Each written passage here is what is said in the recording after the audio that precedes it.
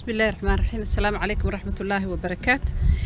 waxaa soo kordhay 24 saac ugu dambeeyay 47 case oo ah xaaladood oo ah COVID-19 positive.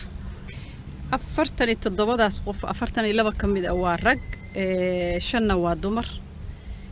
meelaha ay kala joogaan Puntland waxaa laga helay 19, Banaadir waxaa laga helay 13, Somaliland waxaa laga helay 8, koonfur galbeedna waxaa laga helay 7.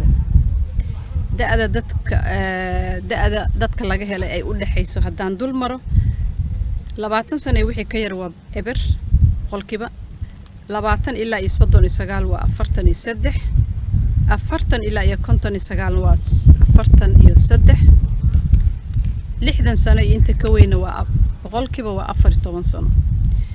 tirada guud ee dadka laga helay wadanka waxay gaaraysaa 1502. waxa u geeriyootay 2 qof, Ilaahay u naxariisto, qof Banaadir jooga iyo qof Somaliland jooga. tirada guud ee dhimashada waxay isugu tagaysaa 59 xaaladood, Ilaahay jannada ha ka waraabiyo. waxa ka bogsaday 15 qofood. tirada guud ee bogsashadana waxay isugu tagaysaa 178.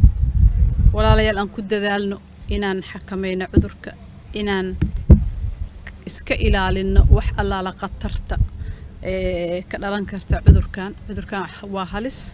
haddii la xakameeyo waa lagu guuleysanaya. in ma aragtay meelaha ciriiriga la iska ilaaliyo, in afka la xirto markii la baxaayo, gacmaha in la isaga dhaqo saabuun iyo waxyaalaha loogu talagalayo nadiifiska ah lagu dhaqdo, in meelaha ciriiriga laga joogo, in qofka haddii uu calaamadihii arko inuu wacdo nambaradii loogu talagalay oo la siin doono talooyin iyo waana wax walba ku aadan. in ma aragtay dadka waaweyn oo cudurrada raaga qaba si xanaano gaar ah la siiyo. qofka haddii uu fahmo qofka la jooga inuu leeyahay calaamadihii wax u dhow cudurka, in ma aragtay laga feejignaado, qofka gooni loo haayo, loo waca nambaradii, lala taliyo, uu raadsado meesha ugu horeyso caafimaad. dawladdu waxay ku dadaalaysaa inay sii badiso awoodeeda baaritaan la gaarsiiyo wadanka dhan si xawli ah loo keeno mashiinadii loogu talagalay.